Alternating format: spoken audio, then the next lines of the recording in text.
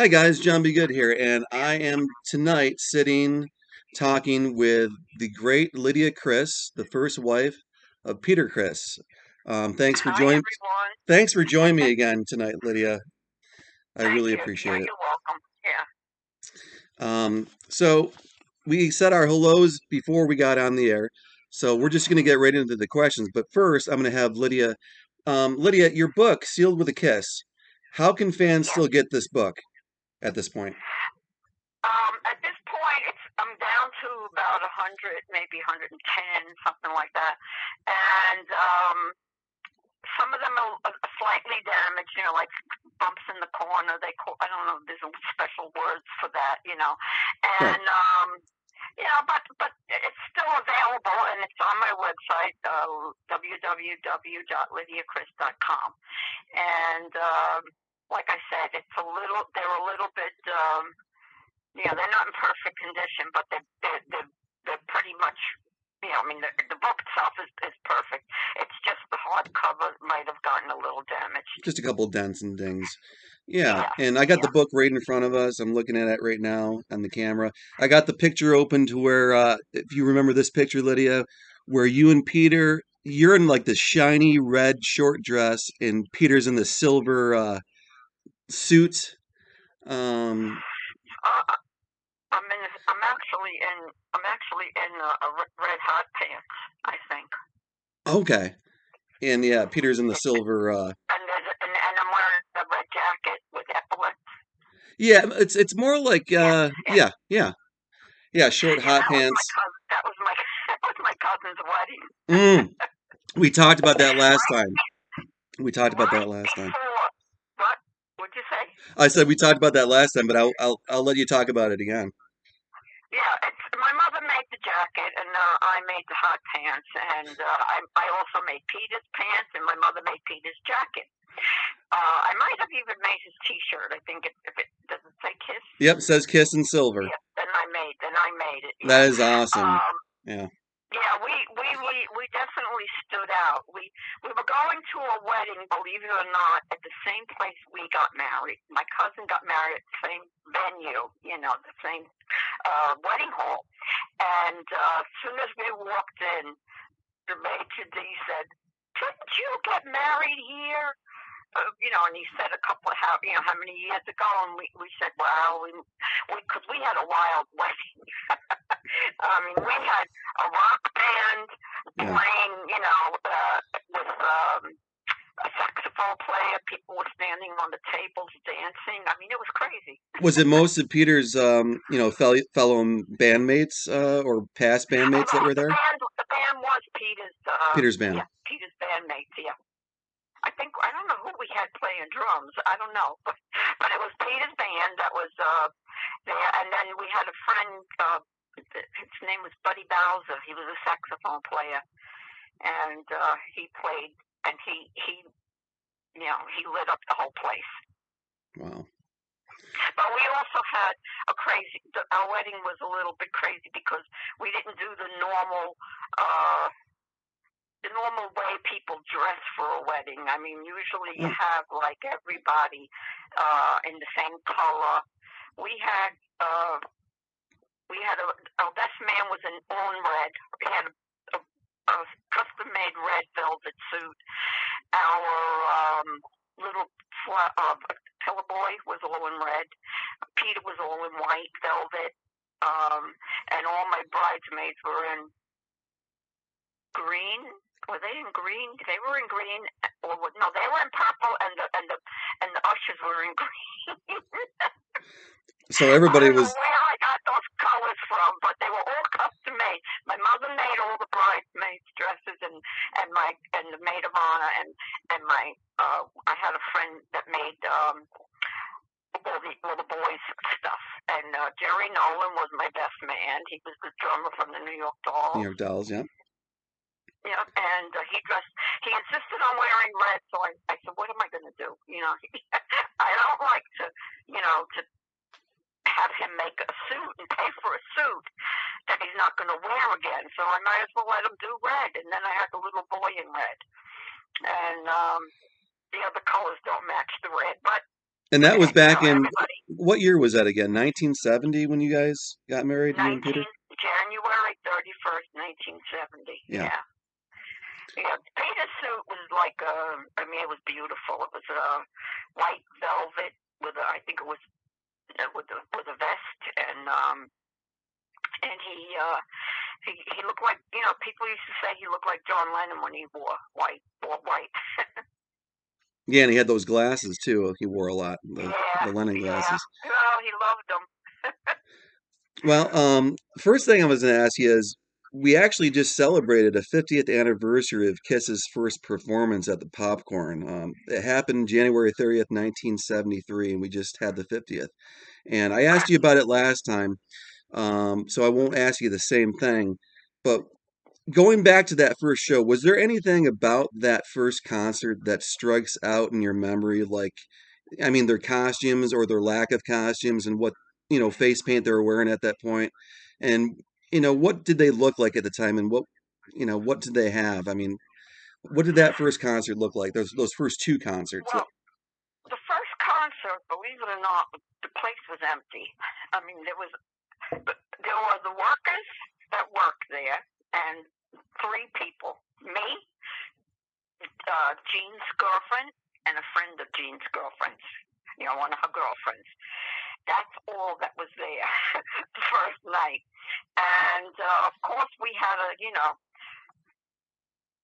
clap a little louder than normal, and just to have make believe there was a lot of people there. Right. And as far as their makeup, I don't remember the makeup too much, but I know that their costumes were Pretty basic, right? basic, and I don't think. Well, I'm actually trying to look. Okay, yeah, Mr. Daisy. Okay, I would say that they weren't even. I mean, they're not costumes like you would think that you would see, kissing now, because Sean Delaney came up with all of that stuff. Yeah. But they tried to look different. They had, as far as in Coventry, I'm not sure they had slight white face. Yeah. Right. Yeah. It's like I don't know if they had the whole. I remember at one picture I saw it. I don't know if it was Coventry or Popcorn, which is basically the same thing, but Ace was wearing his silver makeup, but there was no white makeup. He had no white face. He just had silver makeup. I'm looking right now, and he looks like that at the Daisy, but I don't think I have any pictures of Coventry in my book. I don't know why. Yeah, there's I have not. the Loft. I have the Loft, but I don't have Coventry. But in the Loft, they had white face, but I don't understand why when they went to the Daisy, they didn't have white face. I don't know. Well, Peter's got white face. Yeah. And so does Jean, but Ace and Paul don't. That was at the Daisy. But at the Coventry, I think it was very similar. What can you remember? I think they were in jeans. Paul might have been in jeans. Yeah, I do remember like dark black jeans, maybe. You could tell they were still jeans, and a lot of t-shirt wearing. A lot of the members wore the t-shirts that probably you made in your those Kiss t-shirts. I only made a t-shirt for Jean. Okay. Paul's mother made him a t-shirt, and Ace's mother made him a t-shirt. Yeah, Ace had some kind of like eagle. I made for Jean and Peter. Yeah, and I remember Ace had like an eagle, like sort of like an eagle on his shirt. Oh yeah. But Yeah. now going back to like the next sort of shows, like the Diplomat, what was it like? What was the show like at the Hotel Diplomat in August of '73, especially the August 10th show, where that's the famous one with Bill Aucoin? Were you at that show, where Bill actually met the band for the first time, and kind of talk about that, what you remember? August 10th, yeah. August 10th, 1973. Right. Yeah. Okay, yeah. Now I know the eagle that's on Ace's shirt. Yeah, his mother made that shirt, and Paul's mother made the KISS shirt he's wearing. And I don't know where Gene got that. I didn't make that shirt for Gene. I made a KISS shirt for Gene. The one with the skull and The skull and bones. Yeah. crossbones, yeah. But I did make Peter's pants when they played. Let's see, when they played you're talking about Oh, we're talking about the Diplomat now. I was kind of what I was going to ask you was when Bill came down, they had no idea he was going to show up that night, right? Or did they?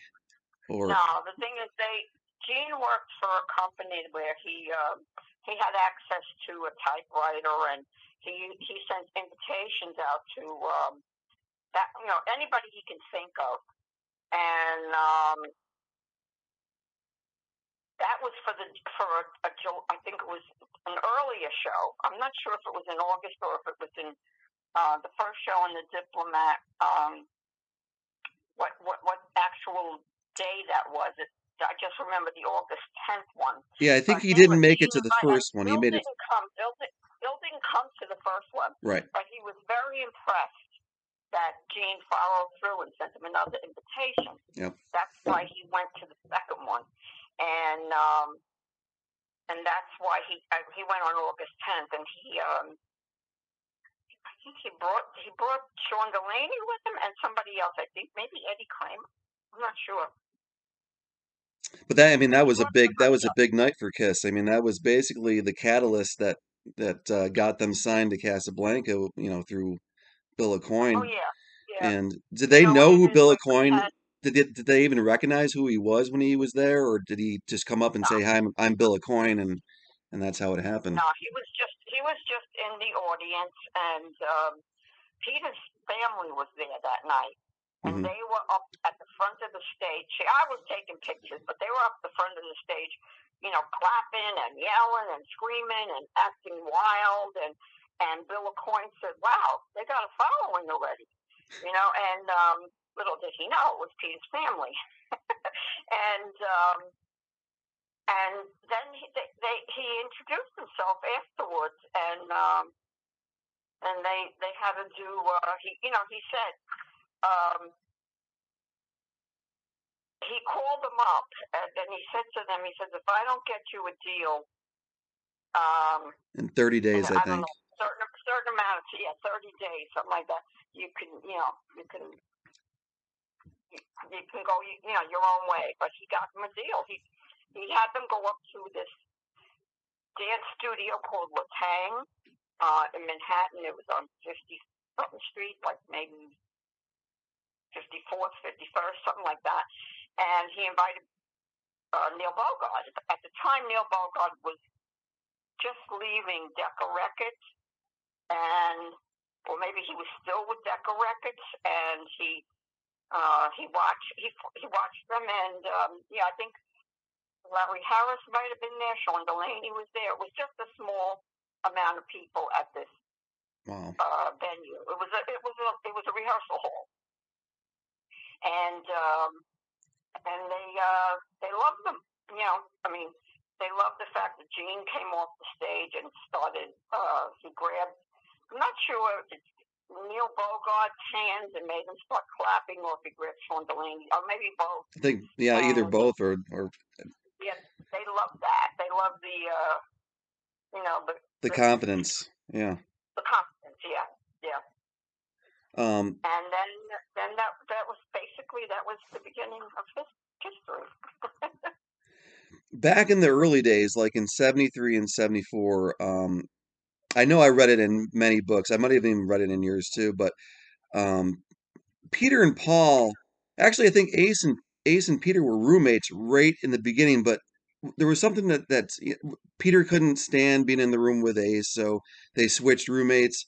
And Peter and Paul roomed in Gene and Ace room. Do you have any? Did Peter tell you any stories? I mean, were Peter and Paul close at all in the really early years? Did Paul go out and party? Well, they were close actually. Whenever we would do something like go to a club in Manhattan, it would always be with Paul.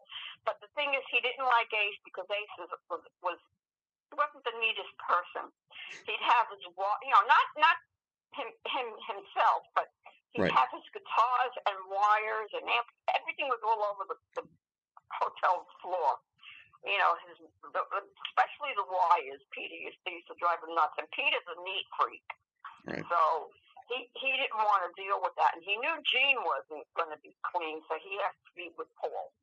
You know, they had at one point they shared rooms, and then eventually they all got their own room. Right. Yeah.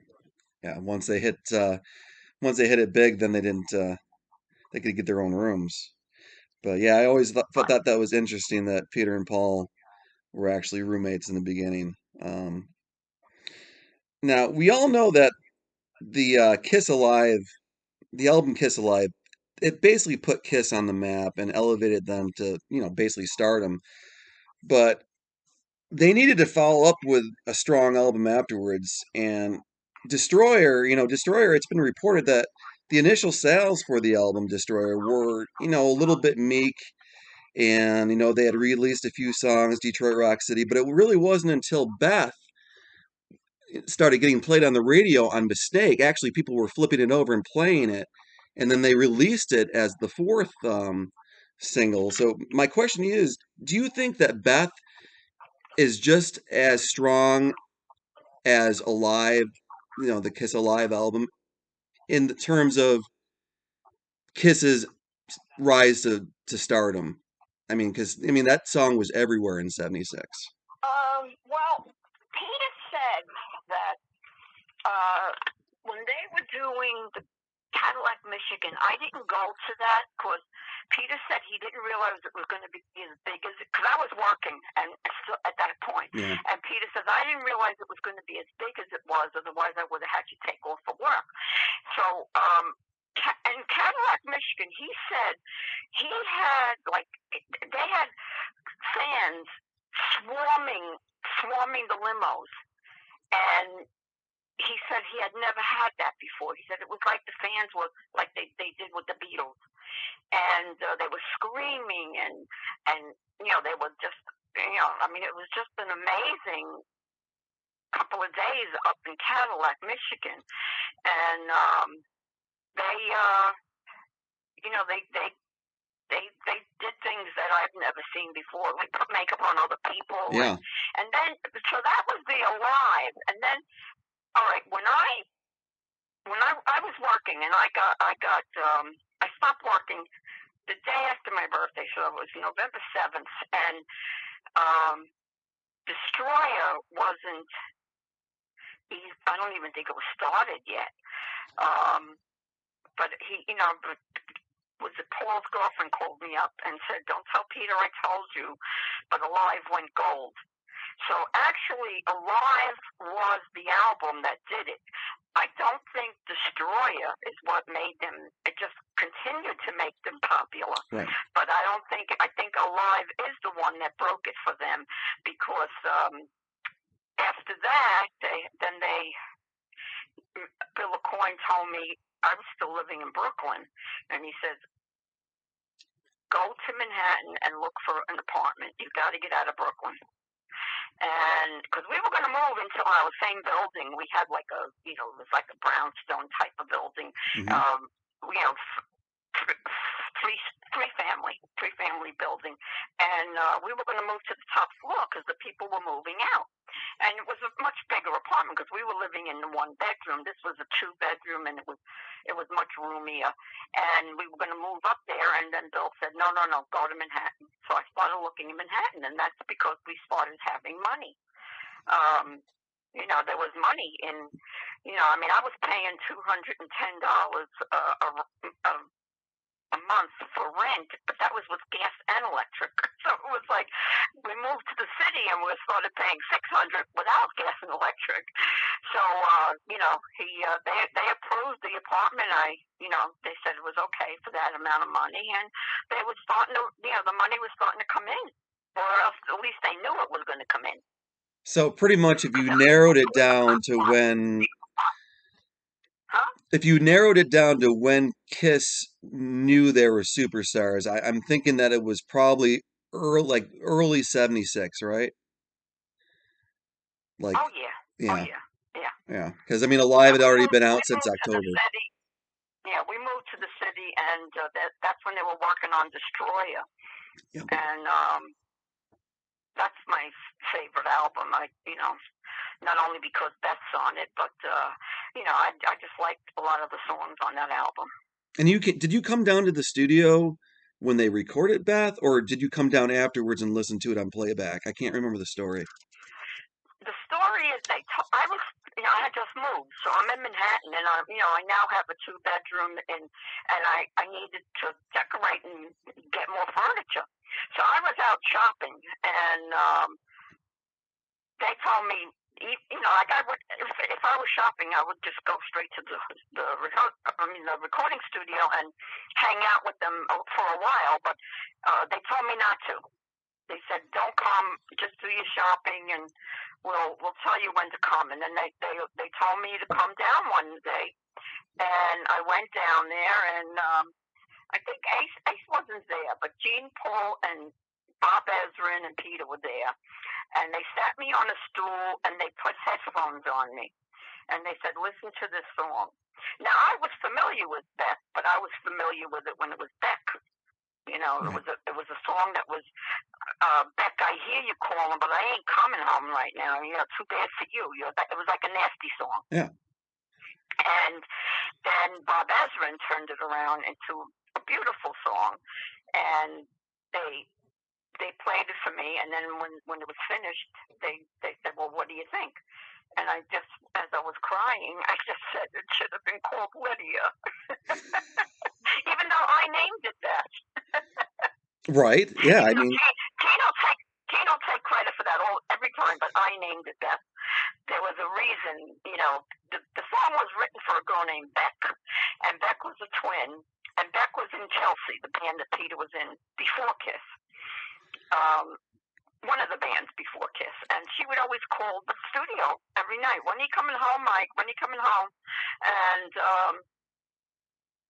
it used to annoy Peter and Stan Penridge, so they wrote that song. And then at the same time, not when they wrote the song, many years later, when they were doing the song KISS was doing Beth,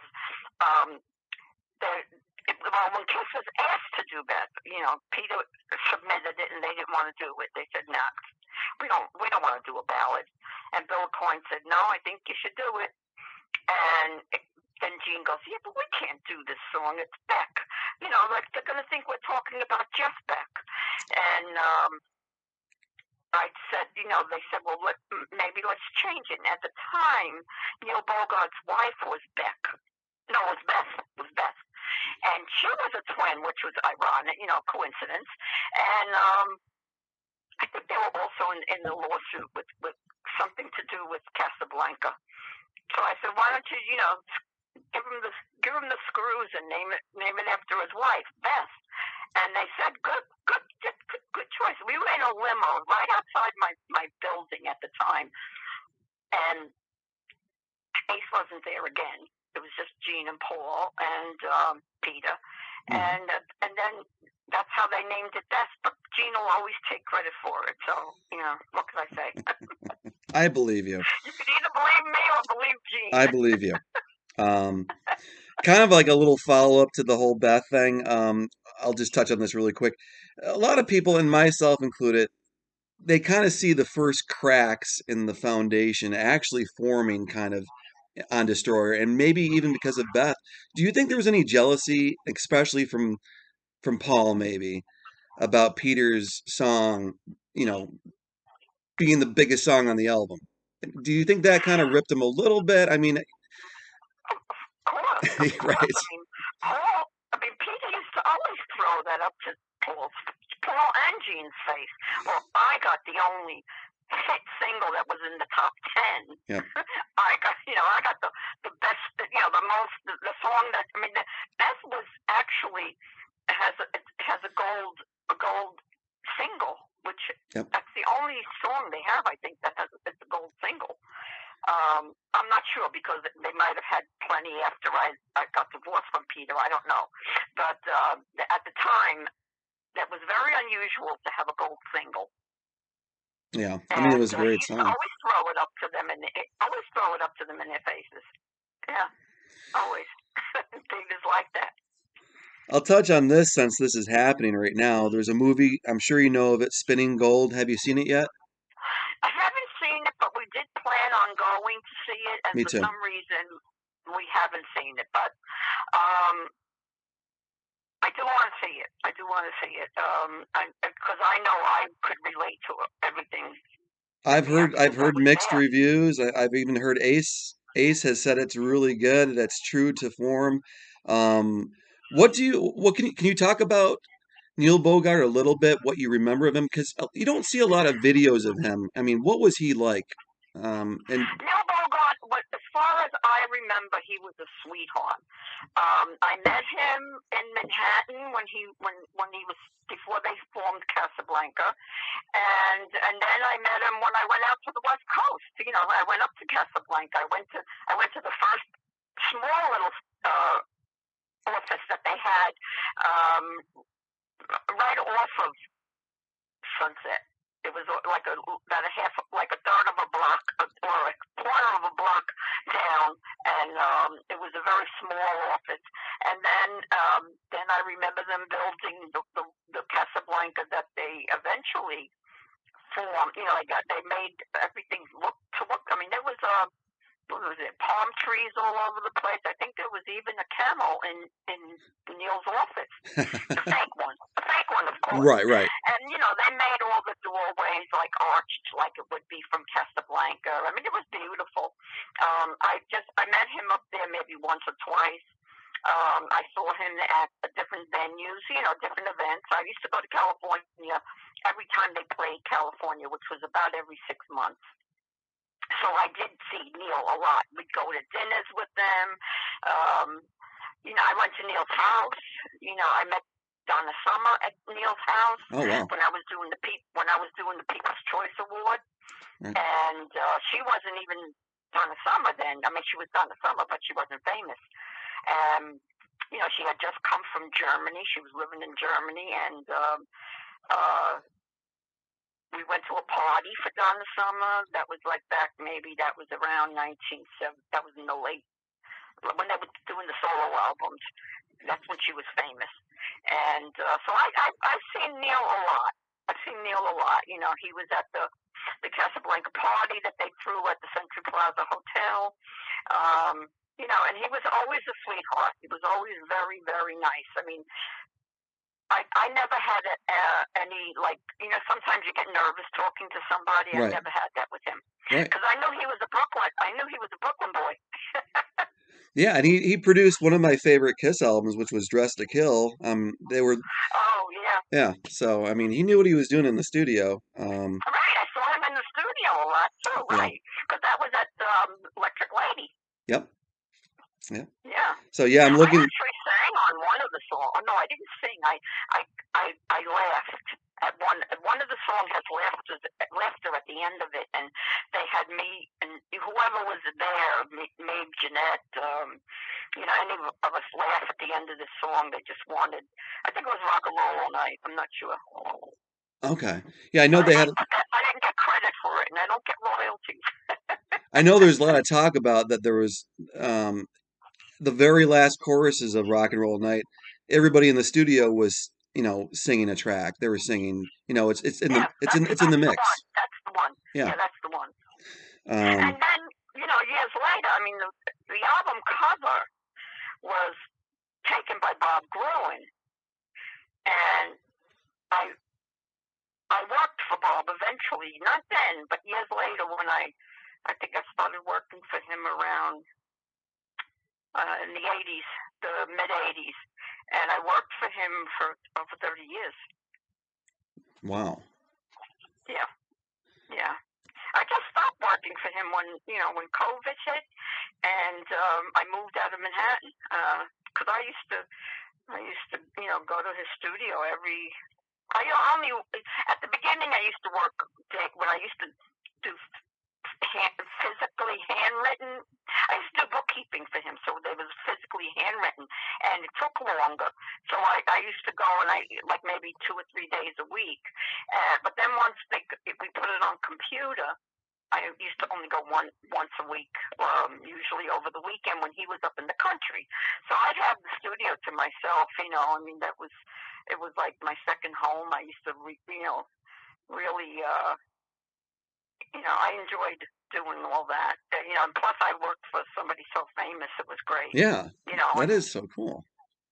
he knew John Lennon. He still knows Yoko. He's still friends with Yoko. So Yoko, they used to live on his block. I mean, he lived on Bank. Well, he lived in a building that went from Bethune Street to Bank Street. It was that big. It was like a whole. It took up a whole block. And at one point, John used to live on Bank Street with How Yoko at the very beginning, before he moved into the Dakota. how did Bill get involved? Was that through Dennis Wollock? Did Dennis find him, or how did he get involved with Dress to Kill? With Dennis Wallach used to work for Glickman and Marx. Well, he used to work for Howard Marx, not Glickman, Howard Marx. Hardman? And Bill Coyne used to have like one room in Howard's office.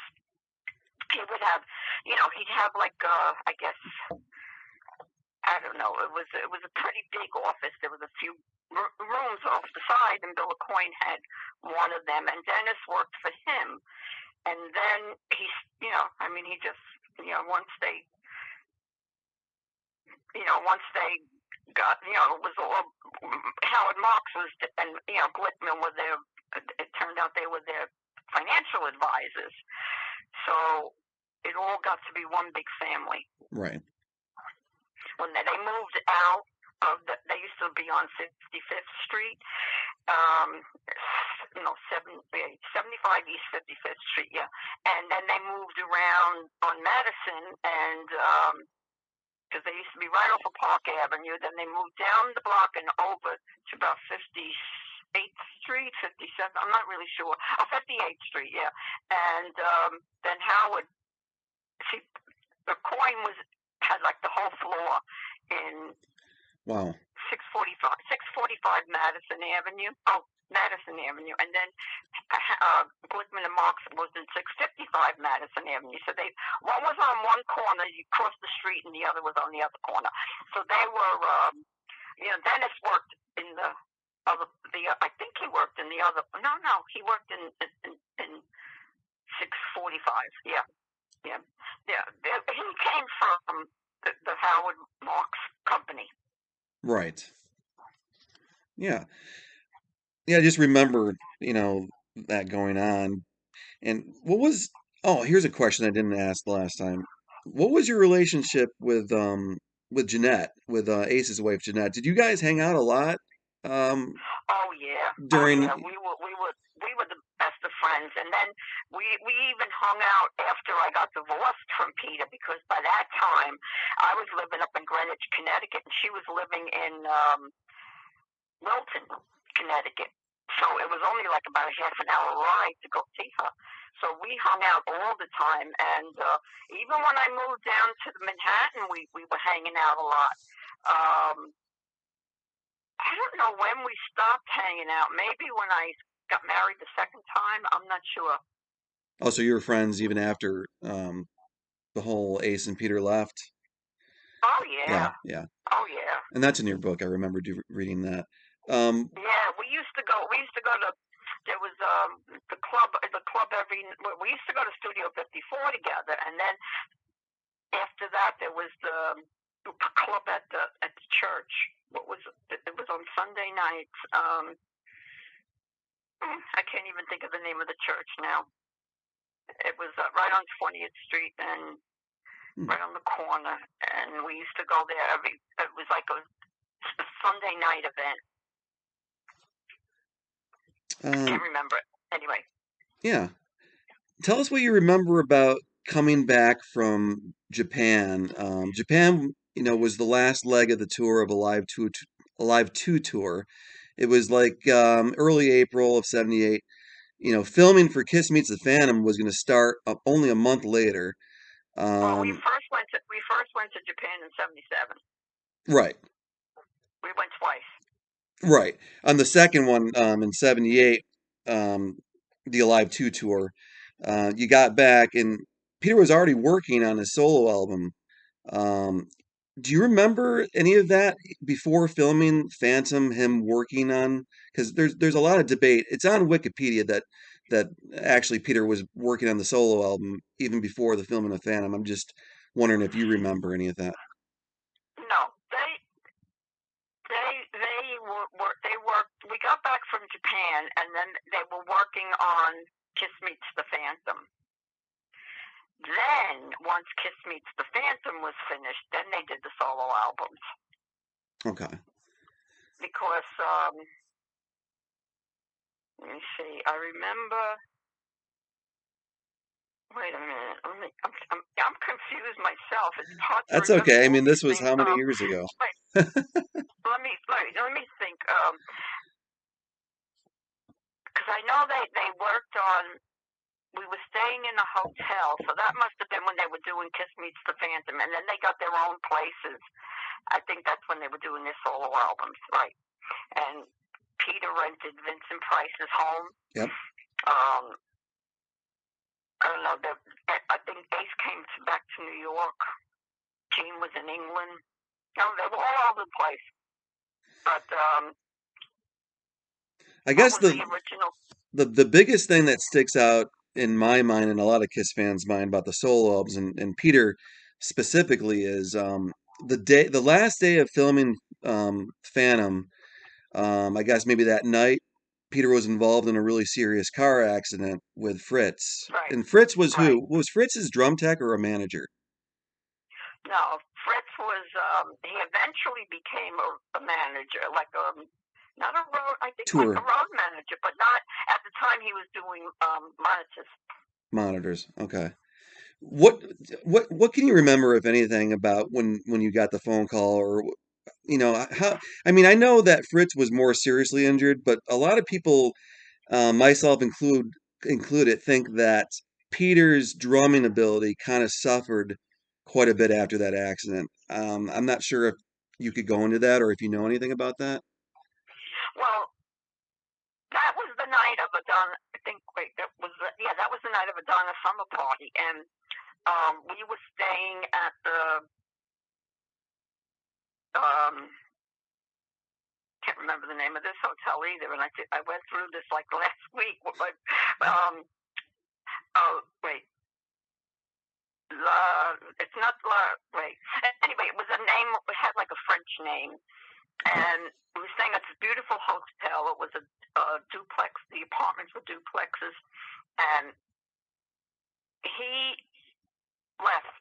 It was a Donna summer party. He left to go get his girlfriend, which was Deborah, his second wife, Right. which I didn't know about. Right. And she didn't want to go with him, or he couldn't reach her or something. Then he came back and he got me. Meanwhile, I'm at the party. I didn't plan on going, so I wasn't dressed. My hair wasn't right. I mean, I don't remember really too much, but I know I went to the party with him, and I guess it was a couple of days later. They all had these rented cars, and I think he had a Porsche, and he went driving with Fritz, and I'm at the hotel. And I get a call from, I guess it wasn't Frankie. It was Tiny, a guy that was their road manager. Okay. And he told me Peter was in an accident. And, so anyway, I eventually, he's in the Marina Del Rey in a hospital. And,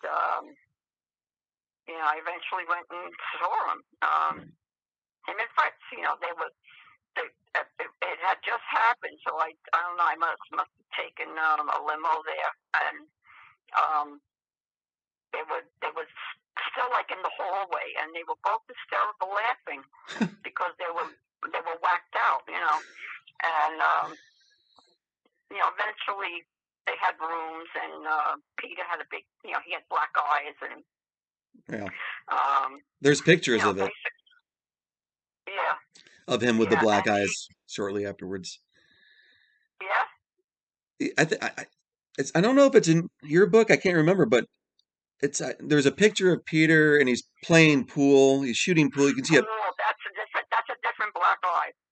Oh, that's not because of. Okay. That was because somebody threw something on stage and it hit him. Oh, Yeah. okay. I always figured that While was he from was the accident.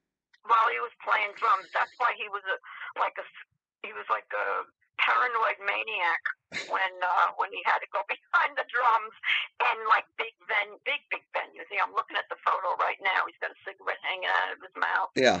and yeah, no, that was in what was that? That was in January of '78. So that was actually Before. before the accident. Before it. Okay.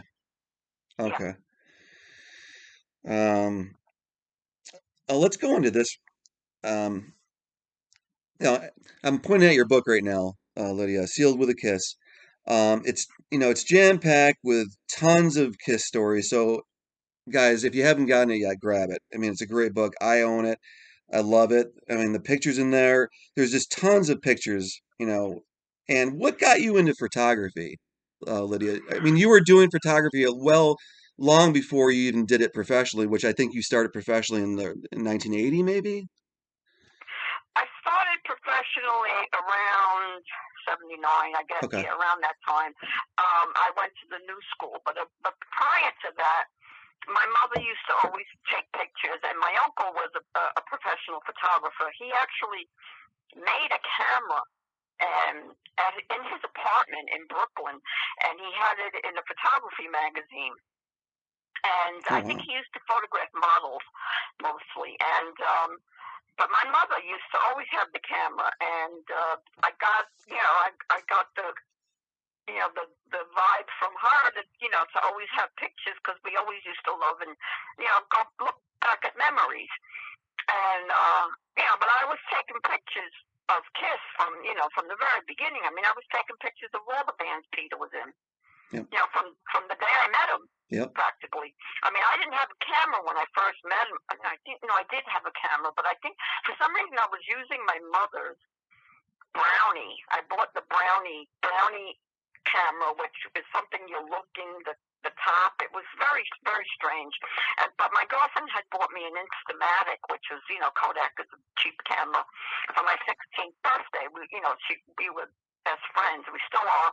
And she bought me that camera, and I started using that to just take pictures. And then eventually, when we went to Japan, is when we got the professional cameras.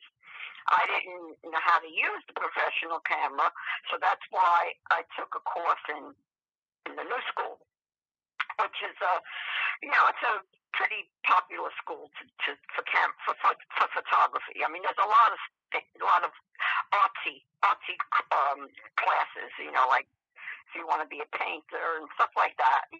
So I went to the new school, and my teacher, I went to, let's see, I think I had 3 classes there. I finished one class, which was just an introduction to photography, and that taught me how to use the camera. Then I took a course on lighting and a course on darkroom, so Right. so I knew how to actually print my own photos, but I never really got into that. I wasn't crazy. I mean, I liked it because you see the picture just forming right in front of you, but I never had the room for all. Even though I bought all the equipment, I never had the room to do it. So, because by then, well, I was in Connecticut. I did have the room, but I just didn't do it. I didn't do it. So, but that's what started me with photography. I was getting divorced, and I said I need to do something. So I decided to take a course. And you photographed a lot of musicians, right? In the 80s, early 80s for Oh yeah, yeah. sure. I photographed. Oh my God. Oh my God. I mean, I photographed in the '60s. Believe it or not, the Beatles. I was at Shea Stadium. Right. That same uncle that was the photographer bought tickets for me and my cousin, and he took us to the World's Fair.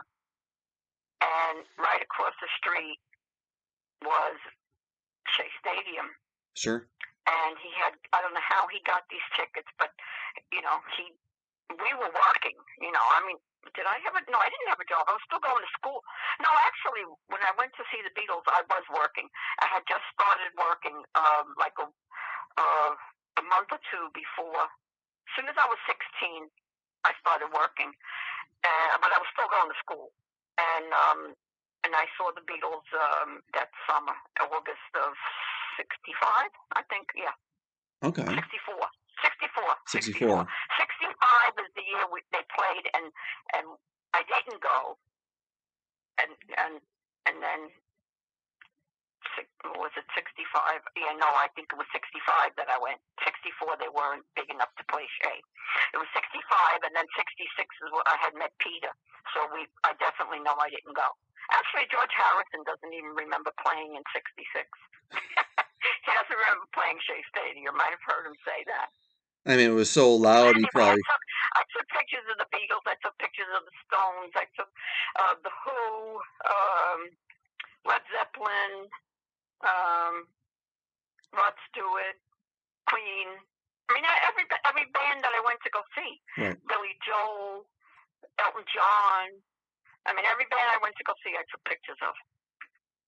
You know, I didn't have a photo pass for some of them, so they were a little far. But I believe it or not, when we were in Japan, we bought this big zoom lens. So that was like a 80 to 200 zoom or something like that. So it was big, and I was able to take pretty cool Pretty photos. close-up pictures. Even my teacher, huh? You're able to do some pretty close-up shots, you know, without being that close. My teacher at the new school, I had taken pictures of Rod Stewart already, and he even said, he says, you have an eye for capturing a moment. And I mean, I got Rod Stewart sitting on top of this rainbow that was on his stage, and he's all the way at the top in the middle of the stage. And I took that picture, and my teacher loved that. He says that's a great photo. But that was because I had the zoom lens. I wouldn't have been able to do it if I didn't have it. Right. I mean, I used to sneak up. You know, I'm at the garden. You know, I used to just walk up and get towards the front of the stage, and then finally, like, you know, security would tell me to get back to my seat, and I'd have to go back. So I was like, you know, I was like a little running around trying to get, you know, little cat and mouse game. Yeah. Huh? Little cat and mouse game going on between the security. Yeah, and then Bob Gruen, you know, I was at a party for KISS, the one that they said the song was via satellite to Italy, the song I. Yes. I was already divorced from Peter by this point. I think it was early 80s, 81. Yeah. And Bob Gruen, it was at Studio 54, and that's where the party was. And Bob Gruen was there, and I asked him, because I had known him from Japan. He came to Japan with us. And I said to him, Bob, I've got these great photos of Rod Stewart. What could I do? What should I do with them? And he says, well, Virginia's here. Virginia was the owner of Starfile Photo Agency. And he said, why don't you, you know Jenny, she was at your apartment. And I said, you know, the thing is, Virginia was like 17, 18 years old. She was at my apartment when the first time they played, I don't know, Nassau Coliseum. And, you know, we were all young. And I said, well, I don't really remember her. So he reintroduced me to her, and she became one of my good friends. And she hired me. And I also did, I had 3 hats in her office. One was a photographer. The other was I was her bookkeeper. I didn't know how that happened, you know, because she needed a bookkeeper. And she said to my second husband, you know, I need a bookkeeper. Do you know anybody? And he goes, Lydia, she knows bookkeeping. And so I became her bookkeeper, and I became a friend. Oh, that's great. That's how I more or less got involved with the photography. Right. I mean, when I got divorced from Peter, out of nowhere, I'm in Greenwich, and I'm you know, hanging out, and the phone rings, and it's, believe it or not, it was Lynn Goldsmith asking me to work for her. Do you know who Lynn Goldsmith is? The name rings a bell. Remind me.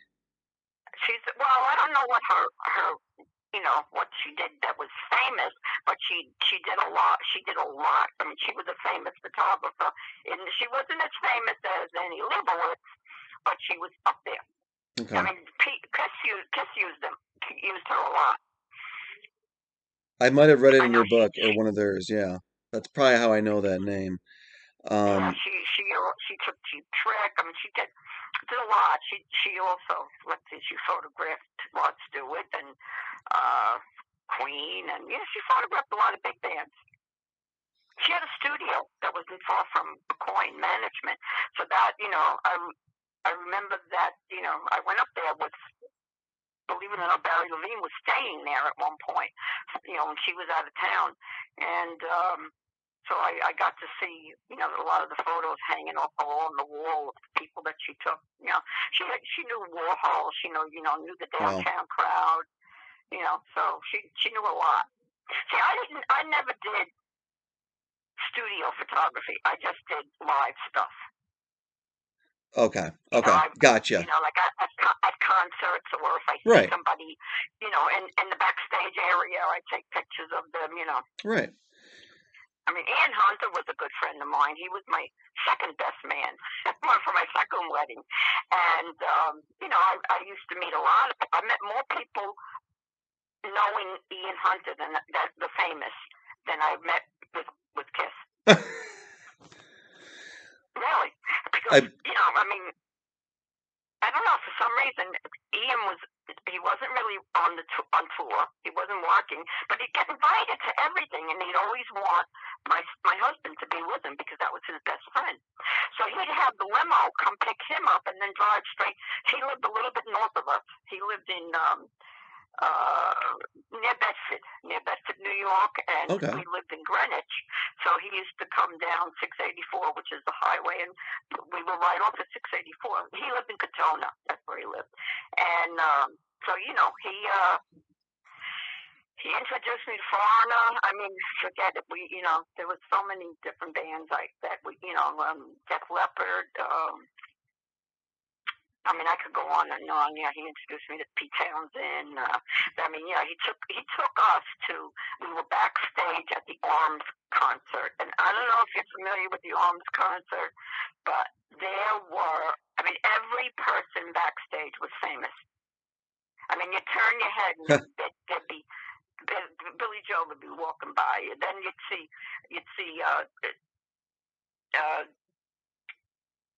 Led Elton. Zeppelin, Yeah. I mean, both of the, Jimmy and Robert walking by you. I mean, it was All the just big too stars of the amazing, time. Yeah. too Wow. amazing. Yeah. Last question, Lydia, because I'm getting into an hour. I don't want to hold you up too much longer. Okay. Last question. Kiss. Okay, Kiss. Going back to Kiss. Kiss recently revealed, I'm sure you might know, but they revealed that on the Howard Stern show that their final two shows are going to be December 1st and 2nd at Madison Square Yeah. Garden. Um, Right. Right. without getting too much into the current feud, because I'm sure you know the feud going on between Ace and Paul right now about what Paul said on Howard Yeah. Stern. Yeah. What do you think at this point? What do you think the likelihood of Peter? And actually, I'm almost thinking that Peter has more of a chance now of you know getting into those last couple shows than Ace does. But what do you think? Do you think this is just? You think they're going to make up, or do you think this is just What's your thoughts on everything that's going You on? know, I'm just like everyone else. I would love to see it happen, but I don't know. I just don't know. The thing is, Jane and Paul are going to have to shell out. I mean, they're going to make a lot of money, Yeah, so they're going to have to give Peter and Ace something a subsidizable payment. Like they can't just think that they're going to give them a couple of thousand and that's going to be it. yeah. The thing is, I don't know how they would even work it out. Would they have Ace and Peter in costume? Would they have them not in costume? In makeup, not in makeup? I don't know. I really don't know what they would do. Yeah. It's only a couple. It's not too far from now, and No, I know. I was there for the first show. I'd love to be there for the last show, and I just don't know. It's all up in the air. I think, right now, I think they're in South America. Maybe they just got home from there. And I don't know. Did you see the thing where Gene got overwhelmed with the heat? Yes. Yeah. Yeah. Yeah, that was like an outdoor concert. South America, they have like these big, massive, 100,000 people, and I mean, I don't know. I don't know what's in their thoughts. They're in their heads right now. yeah. I mean, it's in everybody's thoughts, I think everybody is hoping for, Ace and Paul to, reconnect and just put this behind them. And I mean, it's just a bunch of silly Well, stuff at the end of the day. And hopefully, I did see something where someone said to Ace, I think it might have been in one of his AA meetings. I don't know. I didn't know he still went to them because I know he's been sober since my book came out, and my book came out in 2006. yep. So it was the same spring that my book came out, and he was sober. So anyway, someone told him at one of the AA meetings, don't get into this. It's just, it's not worth it. And it's not. It really isn't. No, it's not. I mean, Paul has said worse things to Ace and Peter, and they've said worse back to him. So it's like I think that was kind of a funny thing that he said. But Ace took it to heart, and I think it might be a little bit. but Ace should know he's a great guitar player. That shouldn't bother him. Yeah. I think it might be that he might be a little bit, upset or hurt that they hadn't asked him yet to be in those final two shows. That might be why he took that comment that Paul made and just blew it, just made a huge deal out of it.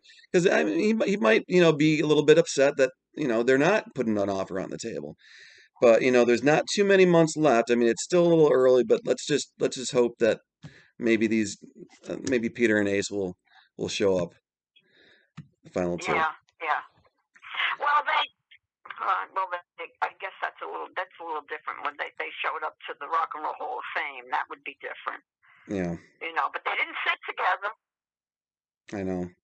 They didn't sit together. Ace and Peter sat together, and Gene and Paul sat with the band.